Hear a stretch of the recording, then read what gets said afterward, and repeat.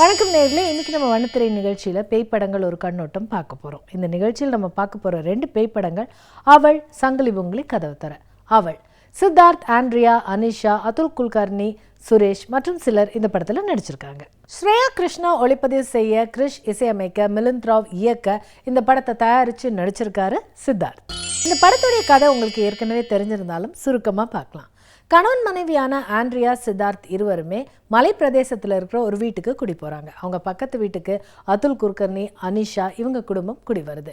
இதில் குடிவந்த நாள் முதலே அனிஷாவுக்கு பேய் பிடிக்குது. பேய் பிடித்த அனிஷாவுக்கு நியூரோ டாக்டரான சித்தார்த்தும் சைக்கியாட்ரிஸ்டான சுரேஷும் சர்ச் ஃபாதரும் ட்ரீட்மெண்ட் கொடுக்குறாங்க. இந்த ட்ரீட்மெண்ட் கொடுக்கும்போது பேய் அனிஷா கிட்ட இருந்து சித்தார்த்துக்கு வருது.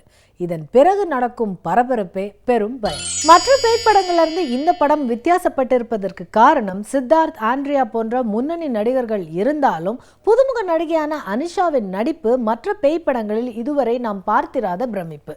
நகைச்சுவை நடிகர்கள் என்று தனியாக இல்லாவிட்டாலும் சித்தார்த், ஆண்ட்ரியாவின் சின்ன சின்ன விளையாட்டுகள் சிரிப்பு.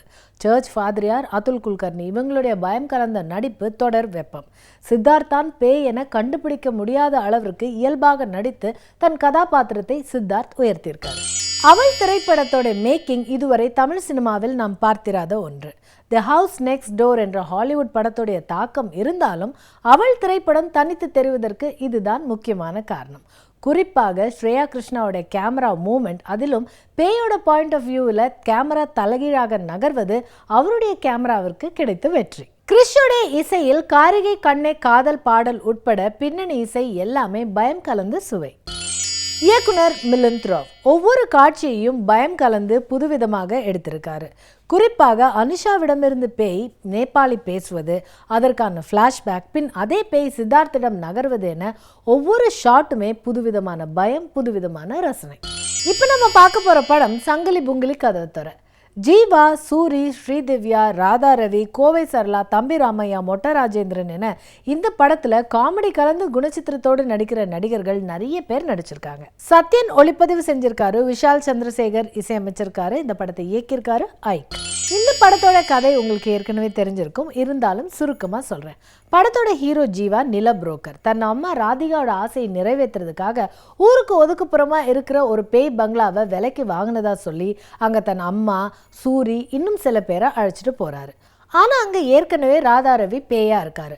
பணத்துக்காக தன் குடும்பத்தினரே தன்னை கொல்றதா ராதா ரவி பிளாஷ்பேக்ல சொல்ல, அந்த ராதா ரவியை அந்த வீட்டை விட்டு வெளியேற்றிட்டு ஜீவா தன் குடும்பத்தோடு அங்க எப்படி தங்குறாருங்கிறது தான் இந்த படத்தோடைய மீதி சுவாரஸ்யமான கதை. இந்த படத்துல ஜீவா, சூரி இருவரும் தனித்தனியாகவும் காட்சிக்கு காட்சி பேயோடு சேர்ந்தும் நம்மை சிரிக்கவும் வைக்கிறாங்க, அதே சமயம் பயமுறுத்தவும் செய்யறாங்க.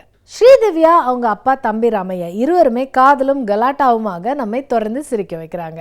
கோவை சரளா பேய் ஓட்டுபவராக வந்து பேயாக இருக்கும் ராதாரவி கிட்ட மாட்டிக்கிட்டு வழக்கம் போல நம்மை சிரிக்க வைக்கிறாங்க. சங்கிலி பொங்கிலி கதவு தர. இந்த படம் பேய் படமாக இருந்தாலும் குறிப்பாக அதில் ராதாரவி கதாபாத்திரம் நம்மை சிரிக்கவும் பயமுறுத்தவும் செய்து கூடவே கலங்கவும் வைக்குது. ராதிகா, ஜீவா அம்மா மகன் சென்டிமெண்ட் காட்சிகள் உணர்வு பூர்வமான காட்சிகள். படம் முழுவதும் பேய் இல்லாவிட்டாலும் படத்தின் ஆரம்பம் முதல் இறுதி வரை ஒரு விதமான பயம் கலந்த உணர்வை நமக்கு தந்திருக்காரு இயக்குனர் ஐ. இந்த வாரம் வண்ணத்திரை நிகழ்ச்சியில பேய் படங்கள் ஒரு கண்ணோட்டம்ல இன்ட்ரெஸ்டிங்கான பேய் படங்கள் பத்தி பார்த்தீங்க. இனி அடுத்த வாரம் இதே மாதிரி இன்ட்ரெஸ்டிங்கான சில படங்களோட நான் உங்களை மறுபடியும் சந்திக்கிறேன். மீண்டும் சந்திக்கும் வரை வணக்கம் கூறி விடைபெறுவது உங்கள் பிரியதர்ஷினி. நன்றி, வணக்கம்.